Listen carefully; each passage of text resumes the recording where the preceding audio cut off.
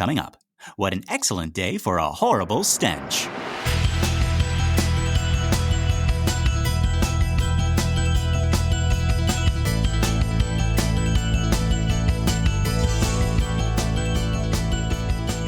Well, howdy, folks, and welcome to Minute 63 of The Exorcist Minute, a show where we endeavor to examine, extrapolate, and excavate The Exorcist, minute by terrifying minute. My name is Lester Ryan Clark. And I'm Keenan Diaz. And we'll be your holy guides on this journey through what some have called the scariest movie of all time.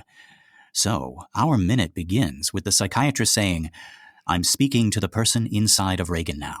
And it ends with us peering through some blue bleachers at Karis running along a track. Yes, but before we get a little well-needed fresh air and exercise, let's go to that room at the top of this minute where our psychiatrist is breaking through and making contact with the person inside of Regan. Folks, I've been waiting for this one. I have another reading for you that I cannot wait to share. So if you're ready and you're not too scared, dim the lights, make yourself comfortable, and let's have a listen. A reading from the Book of Blatty. "I am speaking to the person inside of Regan now," the psychiatrist said firmly. "If you are there, you too are hypnotized and must answer all my questions." For a moment, he paused to allow the suggestion to enter her bloodstream. Then he repeated it. "If you are there, then you are hypnotized and must answer all my questions. Come forward and answer now. Are you there?" Silence. Then something curious happened. Regan's breath turned suddenly foul. It was thick, like a current. The psychiatrist smelled it from 2 feet away. He shone the penlight on Regan's face. Chris stifled a gasp. Her daughter's features were contorting into a malevolent mask, lips pulling tautly into opposite directions, tumefied tongue lolling wolfish from her mouth. "Oh my God," breathed Chris. "Are you the person in Regan?" She nodded. "Who are you?" "No one may," she answered gutturally. "That's your name?" She nodded. "You're a man," she said. "Say." "If that's yes, nod your head." She nodded. "Are you speaking in a foreign language?" "Say." "Where do you come from?" "Dog." "You say you come from a dog?" "Dog Morphmokion." The psychiatrist thought for a moment, then attempted another approach. "When I ask you questions now, you will answer by moving your head, a nod for yes and a shake for no. Do you understand?" Regan nodded. "Did your answers have meaning?" he asked her. "Yes."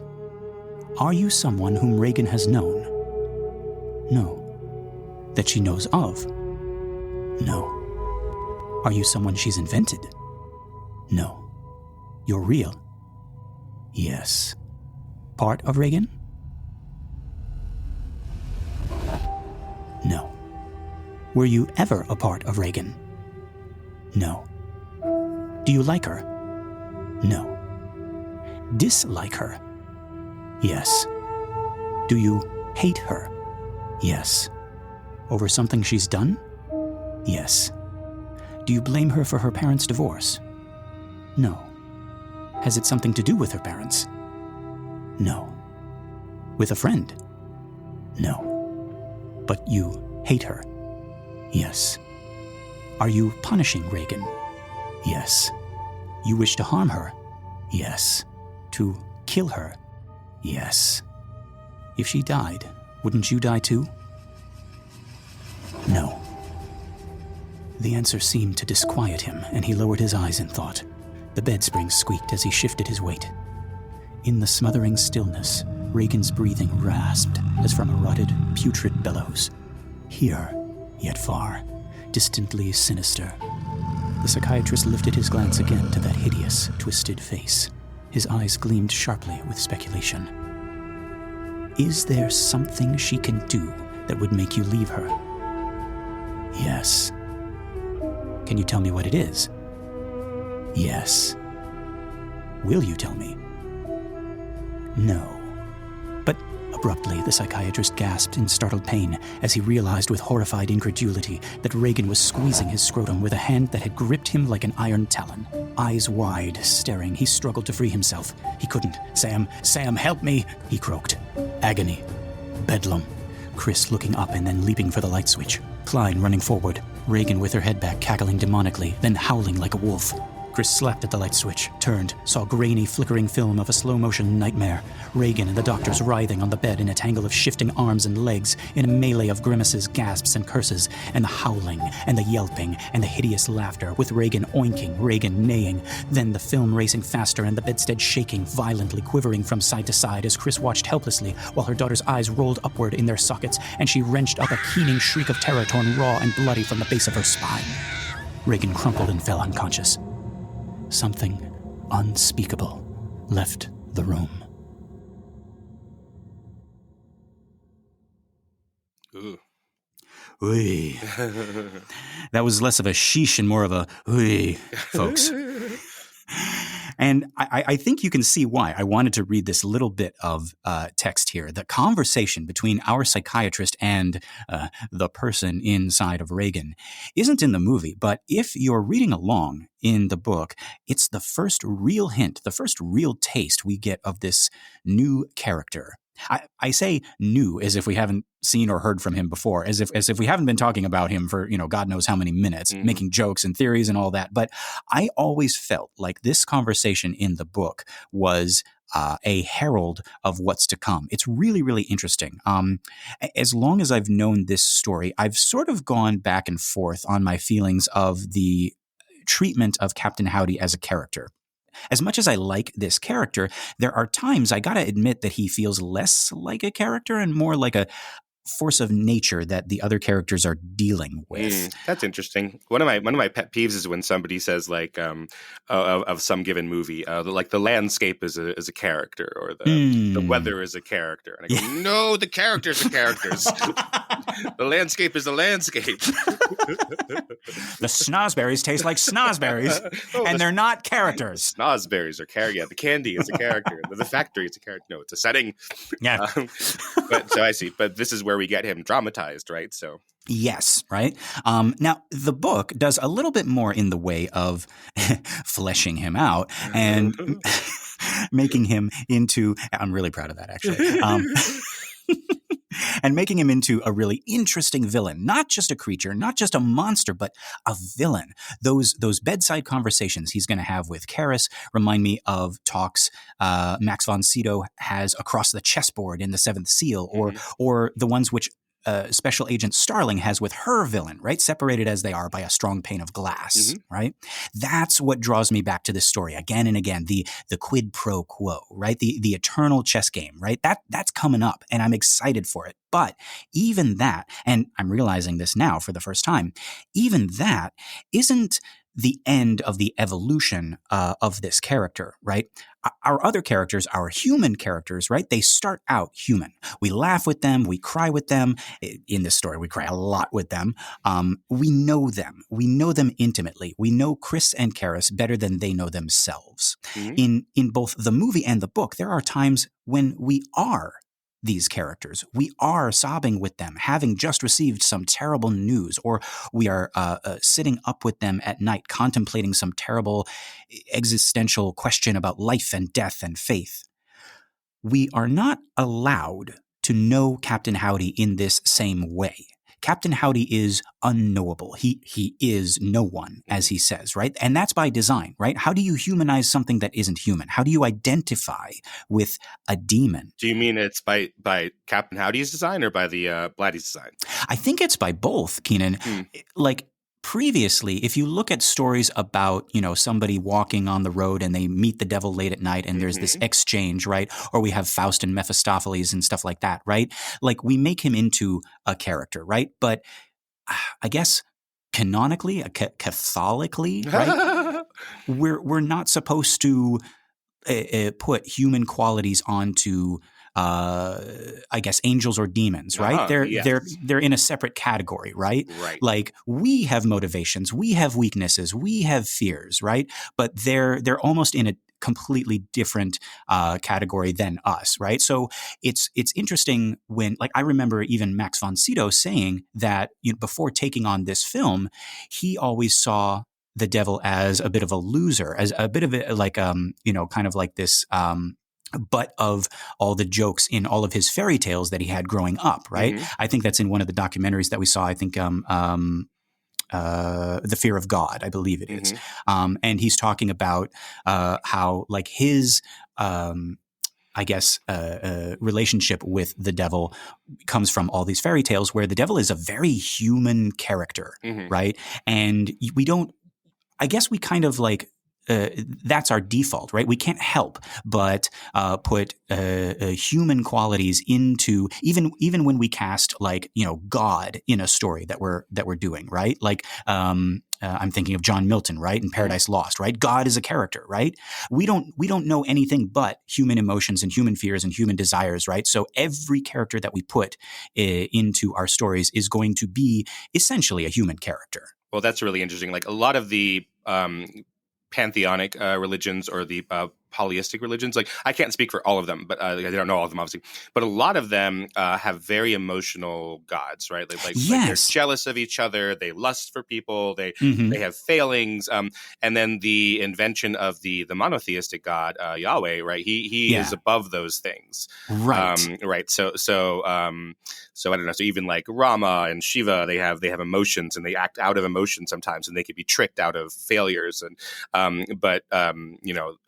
the Jehovah is able to look at Job and say, like, how could you try to, what does he say when he's the storm? He says, like, where were you when I created the heavens and the earth? Like, how could you possibly understand in your human mind frames, like, what I have planned, or what I think? Yeah, what I am, right? I am, yeah, I am, right? I am, right. And then here we have, like, I am no one, right? I am unknowable, right? But no, Keenan, yeah, actually, that's a very good point, right? I think we talked before on this show about, like in those polytheistic days, right? Like, we had Zeus, you know, just sleeping around and being an asshole and being very, very human, and not even.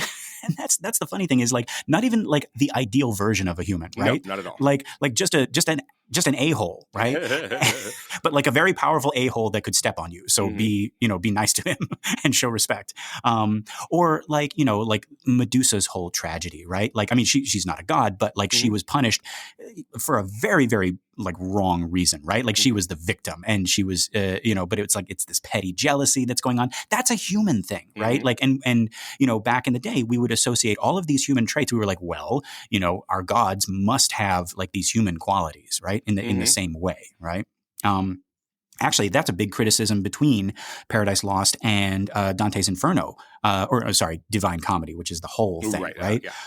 Because Milton characterizes God and heaven and talks about it in great detail, and like we get into God's head, and we get into Jesus's head.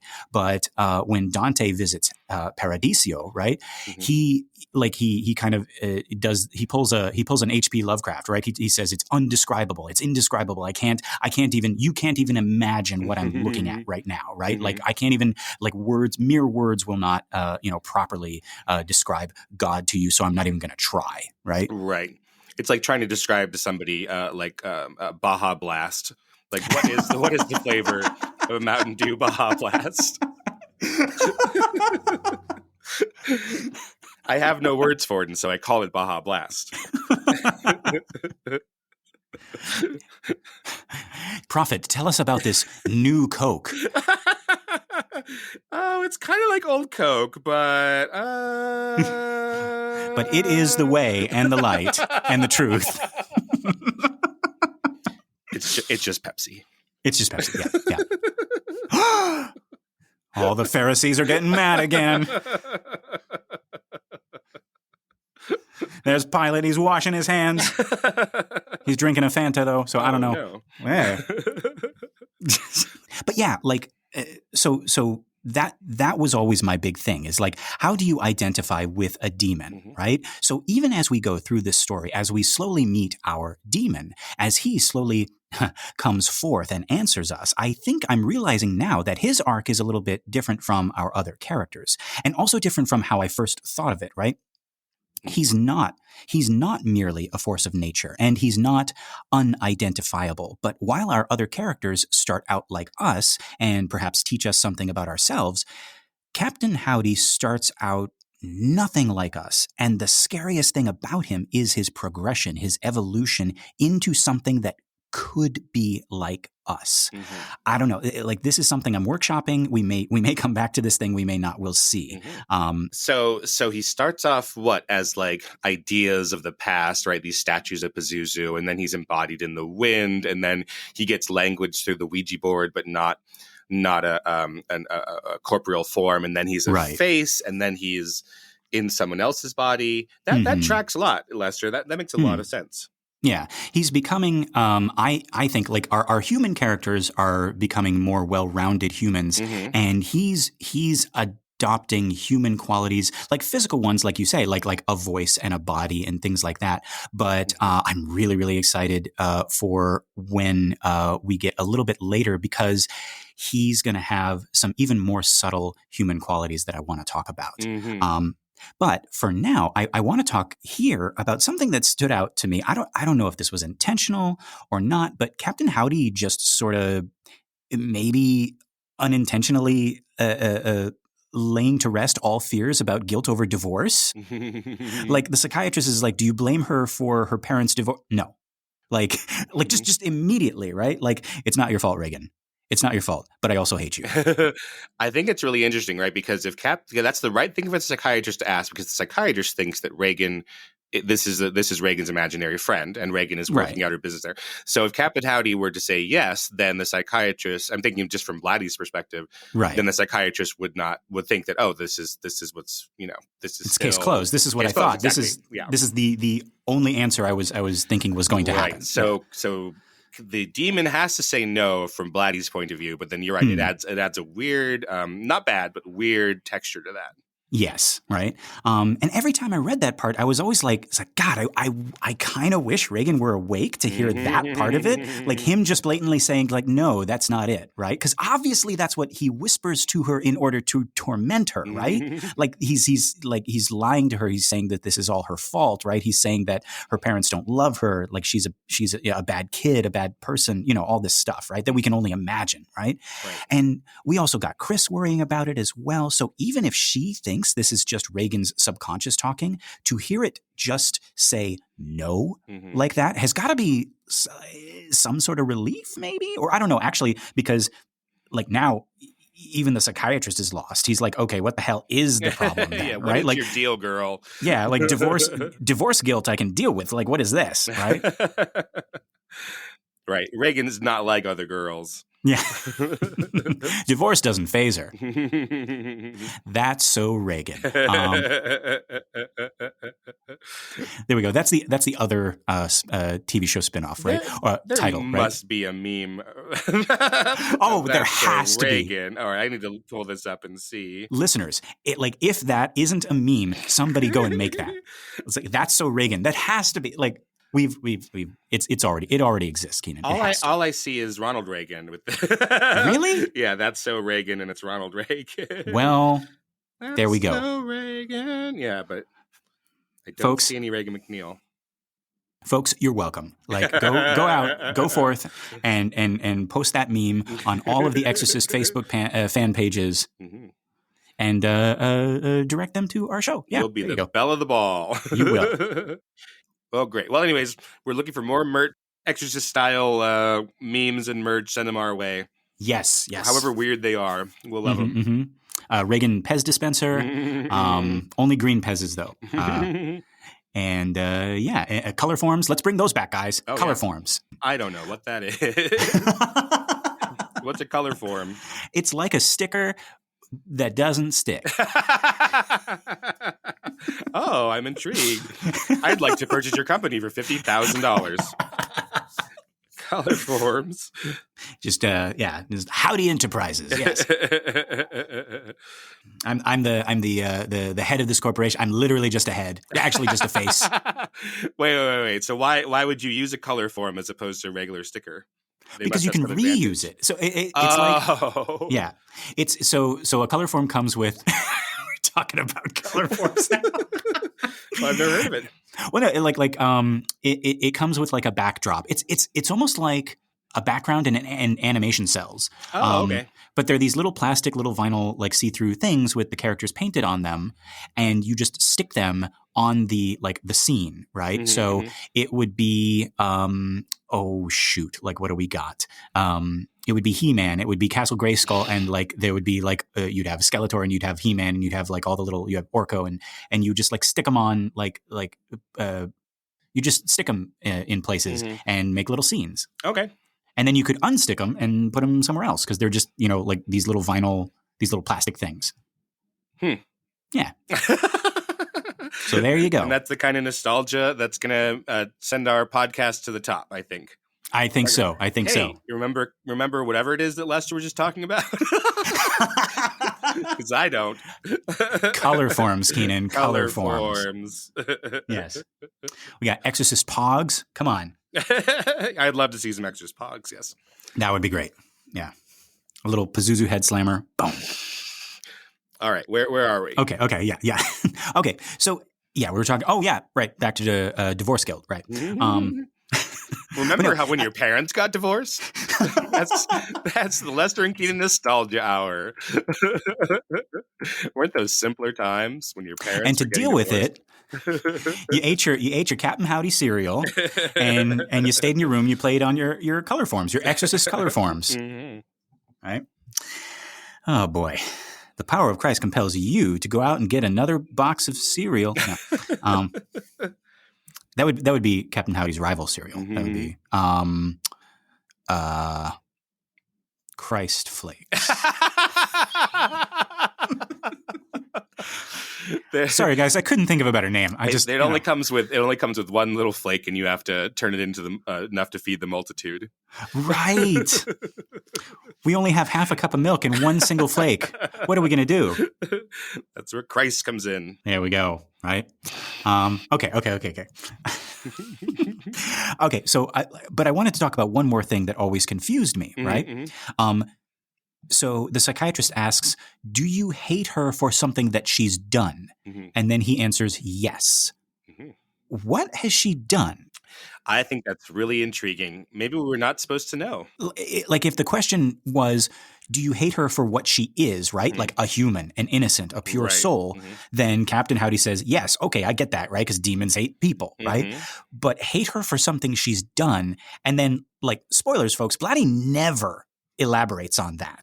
Right. It's not in the movie and it's only in the book and it's just here. Right. And that's what I mean when I say our Captain Howdy, like even in the book, starts out as this sort of like incomplete character and he gets fleshed out literally as the story goes on. The only thing I can think is like if Blatty is writing from a like Catholic dogmatic perspective, like, are we talking about original sin or something? Like, do you hate her for what she's done? Like, is that what he's saying? Like, is he like trying to insert some kind of like Miltonian, like, oh, Lucifer hates Adam and Eve because like he's a jealous older brother, you know? But what does Pazuzu care about that?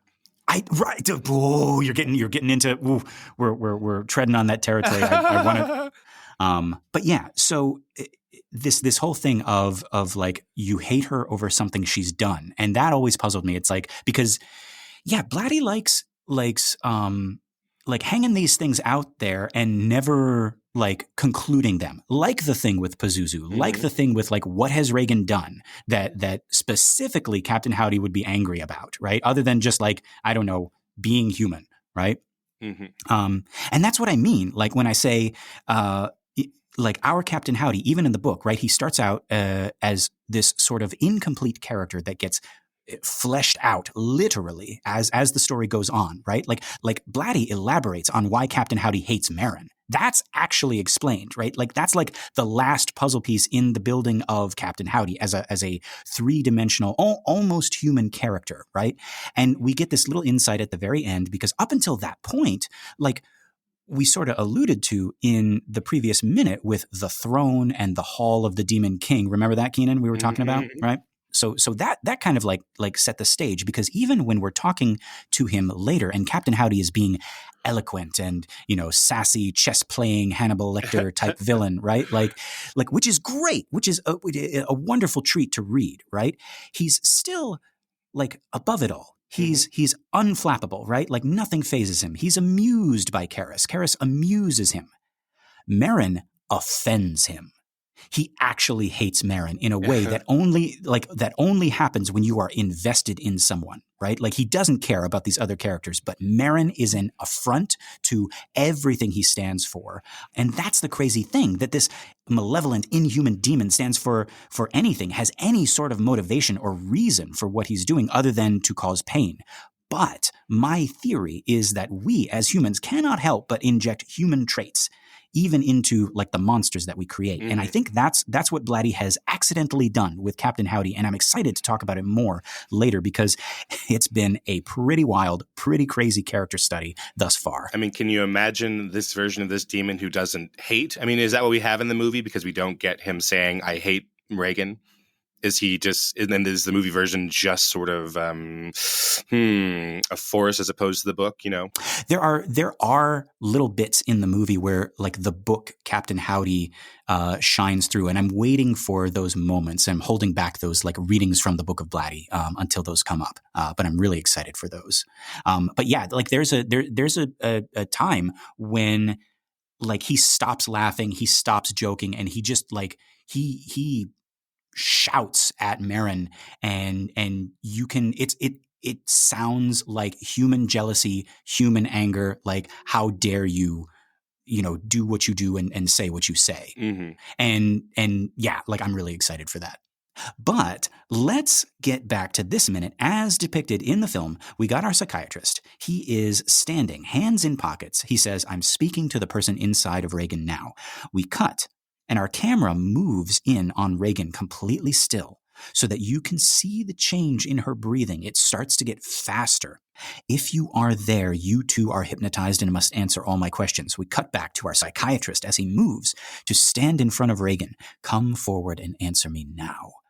We get a hard cut here to that picture above the fireplace as it falls from the mantle. Did you notice, Keenan, it falls on a pile of pillows? There's a cracking sound, but it very, very clearly falls on some pillows that, I don't know, might have been set up for just that purpose. I don't know. Yeah, I don't typically keep stacks of woolen pillows in front of my fireplace, so I'm not sure. Right. But they're trying to save, $10 a take with that, not having this picture frame break, maybe. Right. I mean, or okay, like we can work it into the story. Here we go. Captain Howdy is always knocking down that picture. He's done it several times. And Chris is like, damn it, I gotta put some pillows right here. Right. She's caught it twice. She happened to be over there. So, you know what? We can work. We can put a pillow down here. Right. It took one broken picture frame, and now she's like, no. I'm wise to you, Captain Howdy. We're not doing this again. Right. Yeah. But in any case, so Chris gasps, the psychiatrist looks up at the noise and then back down. And I like the subtle change of his face. Again, he does this little double take and then he frowns at what he's seeing, right? Setting us up for what we see in just a second, right? But even before we see, we hear. And once again, we have our fourth lady, our mystery voice, Mercedes McCambridge, giving us this guttural growl. Regan's face is contorted in this animal snarl, right? Cut to a shot from behind the chair, very effective, with just that hand poking out. Again, completely still. She has not moved this whole time. That hand is the one that the psychiatrist has put there to verify she's still under hypnosis, right? Precisely, right? But it does that like little kind of like double duty of like you are in the demon's throne room, right? And it's the wait a minute. I'm thinking of the Pazuzu statue. Hang on, because he's got one hand up and one hand down, doesn't he? He's got his right hand up and his left hand down. That's correct. He's got something else up too, but he's yeah. Now, Chris and Dr. Klein are moving back from what I'm guessing is a foul stench. We got Chris coughing and choking and covering her nose and mouth, and Dr. Klein trying to be like a little bit more polite, right? Like he doesn't cover his nose, but he like moves away, like he turns his back and he moves further into the room, right? Away from Regan. It takes us a little while to figure out what's going on in that shot, I think, because each of the actors is taking, maybe because you had read the book, etc. Right, yeah. But each of the actors comes to it at a different time. So Chris is actually picking up this picture that has fallen off the mantle that lands on the pillows. And then she's the first to react and cover her mouth. And then Dr. Klein reacts. And so it takes a little bit, I think, before it's a smell thing. Right. Now, I've heard a rumor that Friedkin used actual rotting eggs and meat and stuff at some point to get his actors to react. And that little factoid, that little blurb has been pasted under an image of this scene. Do we have any way to verify that this is that A, that this is true, that he did that ever, and that B, that this is the scene that he did it in? I haven't seen that, but I wouldn't put it past Friedkin, knowing the kind of director that he is. But I don't know. I think it's pretty easy to pretend to smell something bad. I don't think that's a really difficult skill for an actor to have to worry about. Of course. Keenan, okay, so this wasn't in my notes, but now I'm just wondering, what do you think this smells like? What Pazuzu's burps smell like? There we go. You know what? That growl by Mercedes McCambridge, that did kind of have like a burpy texture to it. So I think if anything, that gave us a little bit of a hint. Oh, God. Well, so I don't know. It's coming from her mouth, and it's what is this smell? Jeez, when I think of the worst smell I've ever encountered, I don't know why. I remember, this is very gross, but I have a very distinct memory of myself vomiting at a young age. The first time I think my earliest vomiting memory, and I just overeaten, and I had been eating, pardon me, everybody, but macaroni and cheese, as you do as a young child, and root beer. So macaroni and cheese, root beer, and vomiting that up, and seeing now all of a sudden brown macaroni and cheese. And that's usually what I go to my own mind's eye about gross smells. Yeah. Yeah, macaroni and cheese and root beer. Okay. Oh my God. Ooh.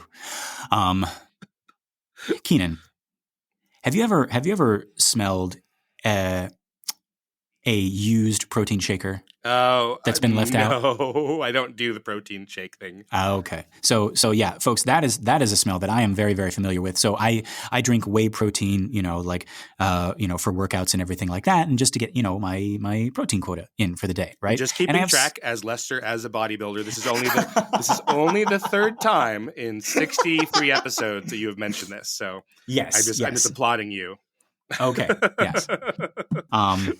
We're gonna change the cover of this podcast, and it's just gonna be me posing, right? We're gonna be in Father Marin's costume, but the arms are ripped off, and it's just like my bare guns, No, I am surprised at how little you talk about it compared to you get most of the time people who work out and especially bodybuilder type people they corner you at parties, and it's all they want to talk about. So. Put a microphone in front of one of them. What's going to happen? You want to talk about the correct ratio of carbs to protein and anabolic versus all of that, aerobic versus anaerobic and blah blah blah. Right. Yeah, catabolic. There we go. Catabolic. I brought it all back. Yeah, which people who don't work out find fascinating. Yes. No. If you are someone, guys, this is just a little PSA. If you are someone who works out even the littlest bit, right, and you have learned something new on the internet today, then next time you are at a party, you see that cute girl over there, right, or that group of friends that you're trying to get in with, right. Just tell them about how you have to have 1 gram of protein per pound of body weight, right? And if you're trying to build muscle, it's 1.5 grams, right? Right. They're fascinated by math and your body. They love it. Yeah. Give proper lifting advice to somebody who is bigger and stronger than you. They will appreciate it to no end. Right. Yes. Okay. All right. But no.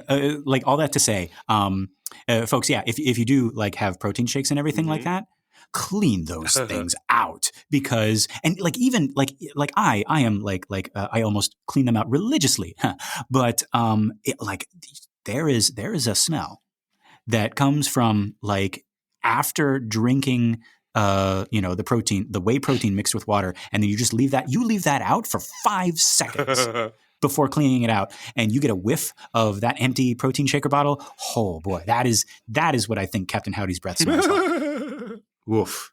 But no, you gotta like deep clean that thing. Like I do it, like I hand wash it and then I put it in the dishwasher, and it still doesn't like get all the way out. It's like in the plastic. It's like, ugh. Yeah. That's why I have so many bottles, because I can't deal with that. Ugh. Because I work out. Lester works out. Yeah, there's going to be a quiz at the end of the Exorcist Minute. When is Lester's chest day? Right? Who is Jesuit Dean? Does he work out? No. Okay. So thank you guys for indulging me on that. So like what I do find interesting is that our two characters, like whom we've come to know, have a reaction to the smell, but our new doctor, our new psychiatrist seems intently invested. Like this is very interesting for him. Like either he's seen something like this before, or more likely he hasn't. And this is almost like a discovery for him, like a professional anomaly, right? Like he has done this, right? If he's the hypnotist, right? He's like, Right. I did this. Somehow I have accidentally figured out how to trigger this response in patients. So for next time, let's try to think of what I did. Yeah, he's seeing dollar signs. he's seeing Nobel Prize. He's seeing psychiatrist Colorforms. Right. He's, like all of that stuff, right? Yeah, he's going to get his own TV special, Belching with the Stars. He's going to put the Brady Bunch under hypnosis and see what they all had for breakfast. What does Paul Lynde smell like? Hold on, we need to come up with the punchline for what does Paul Lynde smell like? Sarcasm. No, but what would he say? What would Paul Lynde say? He'd say, oh yeah, because God, if only he were here, he would have the perfect answer. Right, like 3 margaritas and a sailor.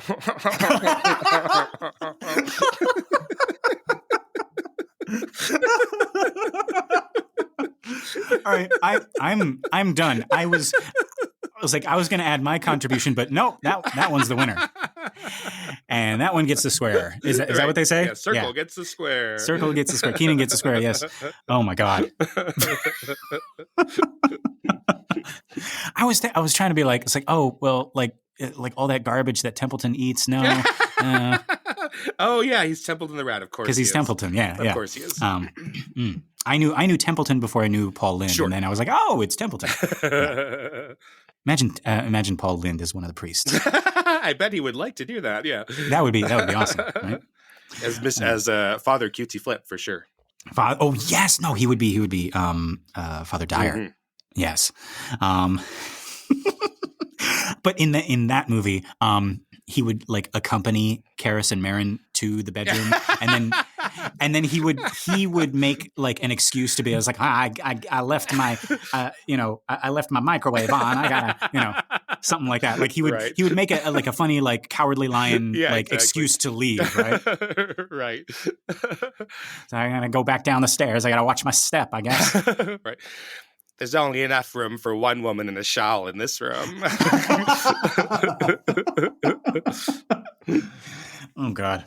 And you got me laughing like Mercedes. Okay, anyway.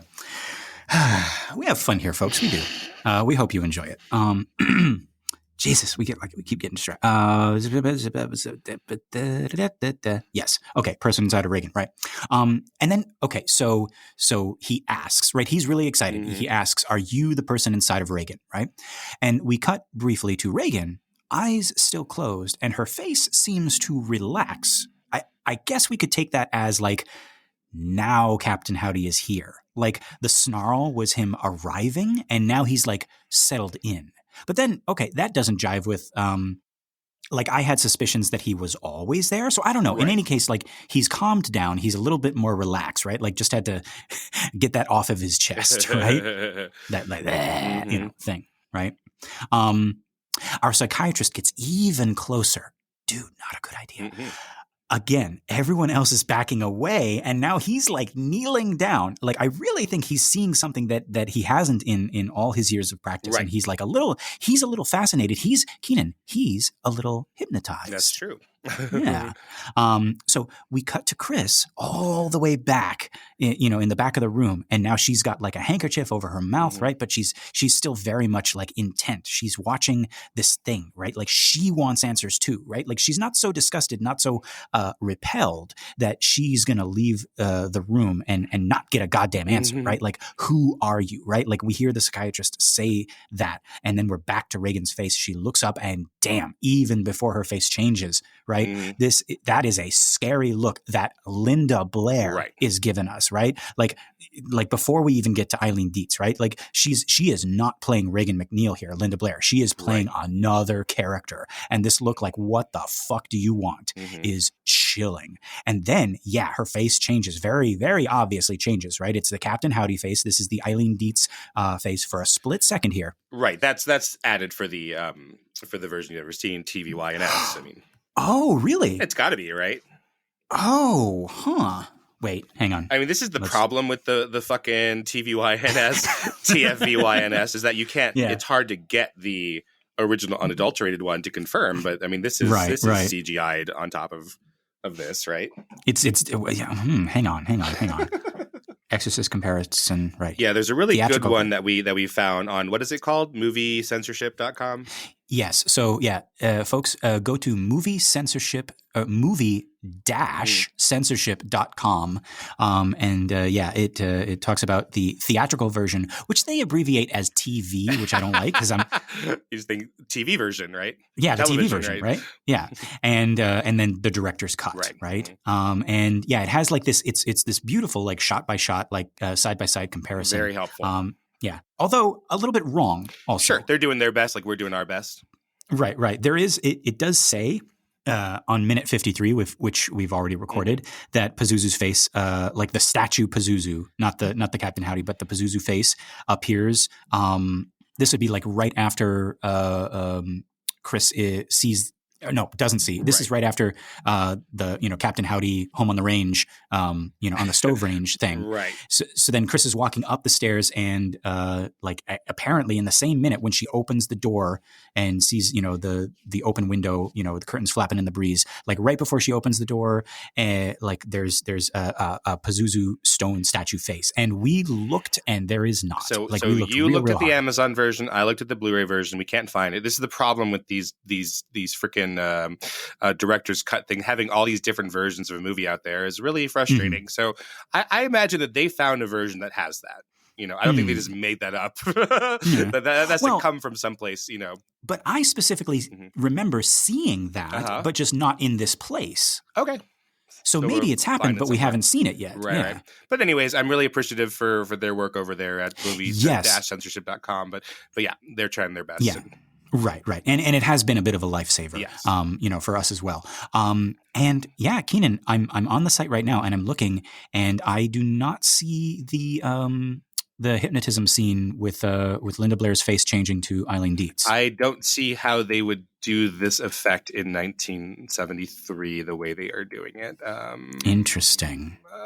Okay, we'll look into it. If anyone has anything, let us know. Yes. So we'll come back to this, folks. This will be another like housekeeping with Willie and Carl. But if if you remember seeing the theatrical cut and not seeing this quick change of Linda Blair's face into the Captain Howdy face, then let us know. TheExorcistMinute@gmail.com. Yeah. Okay. So. So it's the Captain Howdy face, right? Like this is Eileen Dietz for a split second here, right? Amazon X-ray, you missed it. There's no credit here, but we caught it, right? Maybe that's why. Yeah. Actually, Keenan, this might be one of the only, or maybe the only shot where we have like the three actresses together, right? Yeah, that's probably true. it's still Linda Blair's body. It's Mercedes McCambridge's voice, that growl. And we got Eileen Dietz's face superimposed on here, right? So we got the big three right there in this one shot, right? Is there another time we're going to get that? I'm literally in the same frame. I don't is what believe I'm saying. so, but let's keep an eye out for it. Yeah, we'll have to keep an eye out. So in any case, we get a flash of movement. We barely even know what we're seeing, but at the last minute, we realize that Regan has finally moved that hand that was hanging suspended in the air, right? And I just realized that this could be a subtle hint that she was never hypnotized at all. Right. The fact that she used that specific hand. That's what I think it is, right? She's like, okay, psychiatrist, look at your little game we've been playing. I've been playing it back. I got you. Yeah, right. And where does that hand go?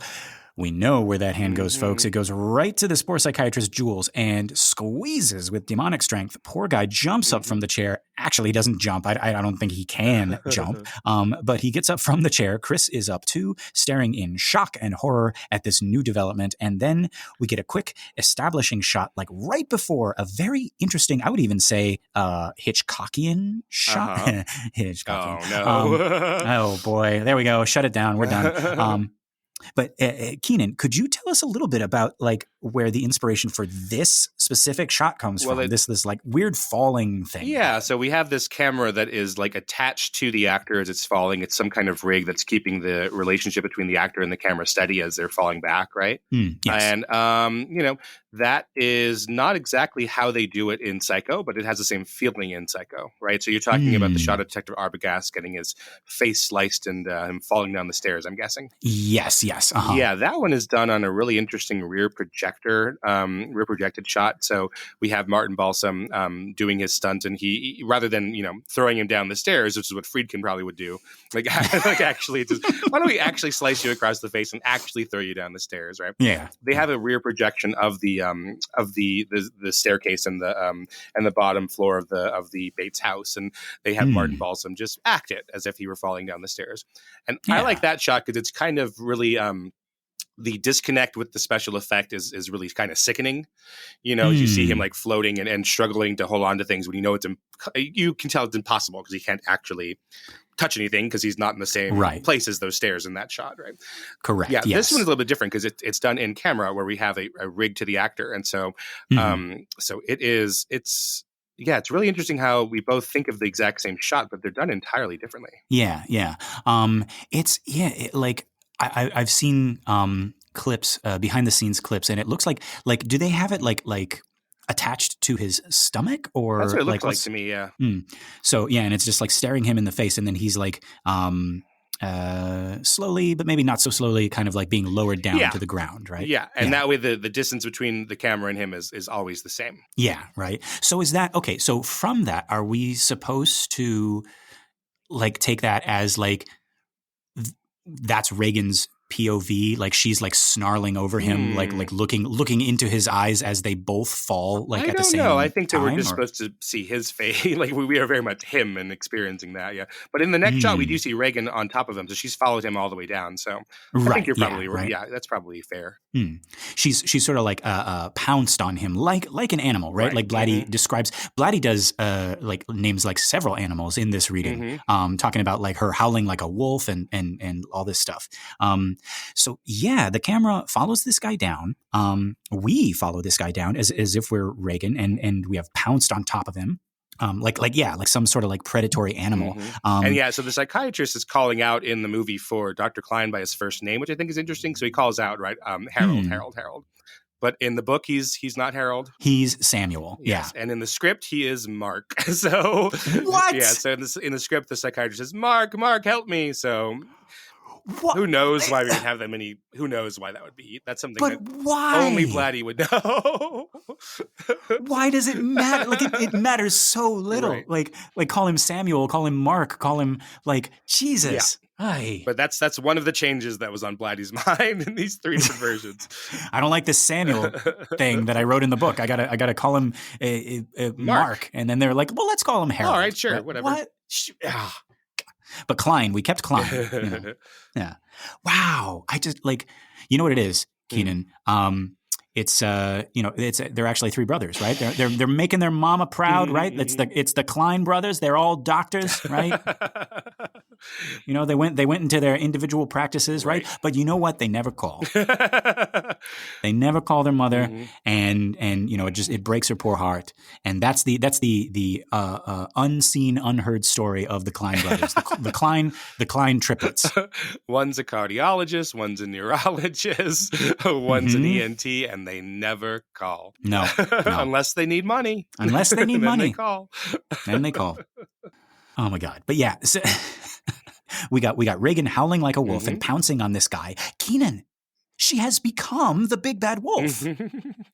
Right, like all the way back to those. Oh yeah, sitting in her little grandma's outfit, right? Right, in her little grandma's outfit, you know, disguising herself, pretending to be a little girl, right? It's all coming back, folks. Remember those drawings that you know in the basement in the playroom, right? Or maybe they were Colorforms. I'm not sure. Oh yeah, you know what? They probably were. But yeah, so or maybe we can better say that this is Captain Howdy the Wolf in a costume of Regan, right? Yeah, but you're right. Yes, gross but correct. Yeah. She has pounced on this doctor, this psychiatrist, right? And it's only after Dr. Klein steps in and literally peels her off of him like a Colorform. And by the way, it's a very quick shot, but I think our psychiatrist has fainted, right? Like he looks out like a light, right? He more than likely needs a doctor himself now. Yeah. If you go frame by frame of this shot that you say where Klein is peeling Regan off of the psychiatrist's crotch, it's really shocking.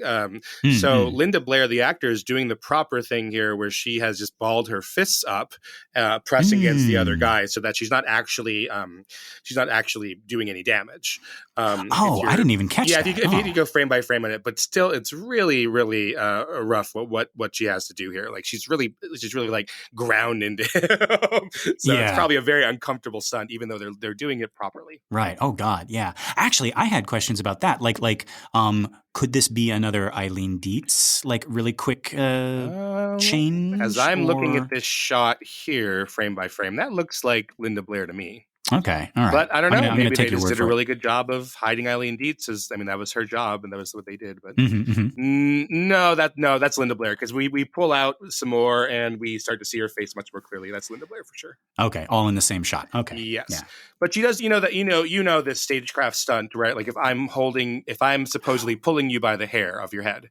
Correct. I don't actually get any hair of yours in my fingers. I put a fist and I put it on top of your head, and then you can control where I am. Right. Right. So then you would put the fist on top of my head, and then I would grasp your wrist, right. And then we would both struggle, and like I guess the point of like contact of like pulling would be my grip on your wrist, basically. So they're doing that with Klein gripping Linda Blair's, or Barton Heyman gripping Linda Blair's wrist to do that. So she's not. Yeah. So as she's struggling and screaming, she's not actually able to punch the psychiatrist in the balls, in the jewels, right? But I guess Barton Heyman could by accident. Yeah. But it looks like they're doing everything right. But it still just must be a very uncomfortable stunt to have done for everybody involved. Yeah. For anybody that has jewels, that would be a very, very dangerous and uncomfortable stunt if anything went wrong. Right. Yes. Ooh, yeah. But yeah, so Dr. Klein peels Regan off this guy, and they struggle a bit before falling back on the floor. And Regan is now stretched out, arms wide in a cross, looking very much like she's being crucified herself, right? And she lets out this scream, and I can't tell, but I think this is still Mercedes McCambridge. It's definitely not Linda Blair's, or is it? I don't know. Keenan, like, what do we think is going on here? I agree with you. I think it's McCambridge, or potentially, McCambridge plus Blair together, but it's not just Linda Blair doing it by herself. That couldn't be, right? Yeah. Yeah, it's too. It's definitely not just her. Yeah. But yeah. So and now. Correct me if I'm wrong, Keenan. We get a very special cut here. Is this an L cut? Right. It is an L cut because we have the sound from the previous shot bleeding into the next scene, right? Hooray! Hey. And I think, I wrote this note before seeing the other one. No, we did have another L cut before this. We probably had a bunch that we're just not noticing, yeah. Yeah. But yeah, so But yeah, recently we've been saturated with J cuts. So this was a cool little L cut, and I'm like, yay, an L cut, awesome. But yeah, I'm actually thinking ahead of one other L cut in which we also cut from Regan screaming. And I wonder if that's intentional, like that both of these L cuts cut from a screaming demon to, I think the other one also cuts on Karis, if I remember. Yeah. So I don't know, something interesting to think about for when it comes up again. But yeah, so this cut almost gives the impression that Regan's voice is so loud that it can be heard like all the way out there, like it's echoing throughout this little town, right? And so in this little town, we have a little school. With a little field and a little track and a little guy running on it. And I think it's safe to say that this little guy is a little troubled. He's out there for the specific purpose of tiring his body out. This marks the beginning of a new chapter here in the book, and I'd like to read it to you now. You guys are lucky. You get 2 readings from the Book of Blatty in this episode. So, we are blessed. Yes, we are. This one's a little shorter, but yeah, we'll just go into it. So, a reading from the Book of Blatty, Part 2, The Edge, Chapter 5. Cupped in the warm green hollow of the campus, Damien Karis jogged alone around an oval, loamy track in khaki shorts and a cotton t-shirt drenched with the cling of healing sweat. Up ahead, on a hillock, the lime-white dome of the astronomical observatory pulsed with the beat of his stride. Behind him, the medical school fell away with churned-up shards of earth and care. Since the release of his duties, he came here daily, lapping the miles and chasing sleep. He had almost caught it, almost eased the clutch of grief that gripped at his heart like a deep tattoo. It held him gentler now. 20 laps. Much gentler. More. 2 more. Much gentler. Powerful leg muscles, bloodied and stinging, rippling with a long and leonine grace. Karis thumped around a turn when he noticed someone sitting on a bench to the side where he'd laid out his towel, sweater, and pants. A middle-aged man in a floppy overcoat and pulpy, crushed felt hat. He seemed to be watching him. Was he? Yes, head turning as Karis passed. The priest accelerated, digging at the final lap with pounding strides that jarred the earth. Then he slowed to a panting, gulping walk as he passed the bench without a glance, both hands pressed light to his throbbing sides. The heave of his rock-muscled chest and shoulders stretched his t-shirt, distorting the stenciled word, philosophers, inscribed across the front, in once-belayed letters, now faded to a hint by repeated washings. Ooh. Again, I feel this in my bones. As somebody who works out and exercises. No. Yeah, there we go. This is really actually very foreign to me, this idea of the kind of things that he's expressing here are not things that I like working through your grief by your physical exertion. Oh yeah, like running or lifting or any sort of like exercise like has always been like super cathartic and therapeutic for me. Like it's such a perfect way to like organize your thoughts. I almost want to refer to it as active meditation, right? Like I know it says here that Karis is chasing sleep, and I guess like also to like a casual observer, like it can even look like he's like running from his problems, his grief, his faith, right? And maybe he even thinks he is, maybe he even feels guilty for like running around the track rather than like sitting and letting his thoughts run around his head. But I personally think like this is the healthier option in more ways than one, right? Like I'm not going to buy into if that's what Blatty and Friedkin are trying to say here, that like he's shirking or he's avoiding. I think he's processing in the best way he can. Right. And it's one of those, like, I think Stephen King said it, ironically, he was talking about vomiting, but he says like those kind of like things are like really, really good at clearing your head because like when you're doing it, you can't think of anything else. Right. And it kind of like, I don't know, it for me, it like sweeps up the cobwebs and it, you know, hushes the voices in a way that you can still like manage them and deal with them and, like organize them in like a way that you can like solve problems or like come to terms with like whatever's going on. But yeah, so I think that's what he's doing here. So we notice a couple of differences here. He's obviously dressed for colder weather. Mm-hmm. Again, I think the seasons are different from the book. Like this would be sometime after Halloween, right? Whereas the book has like all of this taking place in the span between April Fool's Day and Mother's Day. So no khaki shorts, no T-shirt, no philosophers either, right? I would have liked that touch. Instead, we get Georgetown, which Do we know what that philosophers means? Oh, there's a whole thing in the book, right? Like he was on a team. It was theologians versus the philosophers, and like there's this like very clever banter between Kinderman and Karras, and he's like, what does he say? Like he's like, theologians 1, philosophers 0. Am I correct? And Karras is like, no, philosophers 0, theologians 1. Or no. He said, I said the same exact thing. Kinderman just writes it down. He's like, yeah. and he's like, no. Theologians 0, philosophers 1. And it just this clever, like, and we're gonna get to that. Like we get a little bit of it in this minute, and we get even more in the next minute, which I'm excited to talk about. But instead of the whole philosophers thing, we got Georgetown, which it's fine. But we see that our guy Karras, he's running. That mask is on again, or is it a mask? Right? Could it be the face of intense concentration? Right? Like, what are his eyes seeing right now in this brief shot? Like he's running at us, and then he passes us, and then we are behind the bleachers, right? Almost as if we're spying on him, right? Like, what's up with that? Like who are we, and what interest do we have in this lone and lonely priest, right? Like I think those answers are waiting for us in the next minute. Right. But for now, let's leave our Damien to run a few more laps around the track. Keenan, is there anything else we want to talk about in this minute? I have 2 things. Okay. So I do like that this track, again, it seems like it's interesting when Blatty gets his way. So he's describing a specific track with the observatory at the edge of the track there at Georgetown, and he got it here. So that's really interesting. Yeah. The other thing is in the screenplay, I don't know what the book will say about this, when we have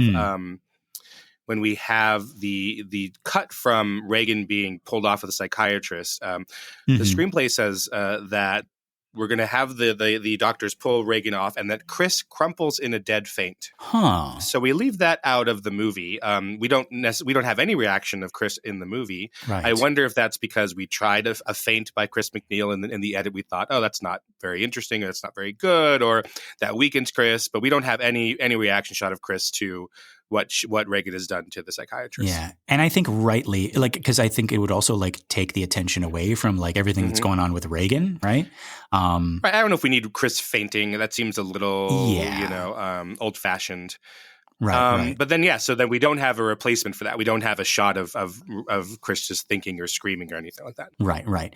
There is a moment when she faints, and honestly, if she faints also in the book in this moment in the hypnotism scene, I would say take that out, because the one other moment that she faints, like the sentence ends the chapter. It actually not only ends the chapter, it ends the part, right? And the sentence is just, if I'm going to try to recall it from memory, she screamed until she fainted.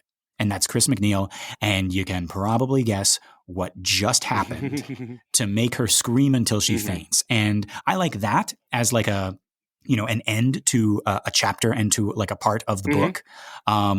But I would say, like, if there was a moment for Chris to faint, I would say only one, and it would be that one. Yeah.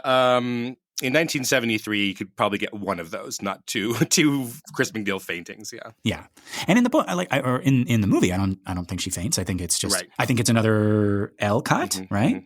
Yeah. And it goes into the next scene. But yeah. All right. Well, thank you very much, Keenan.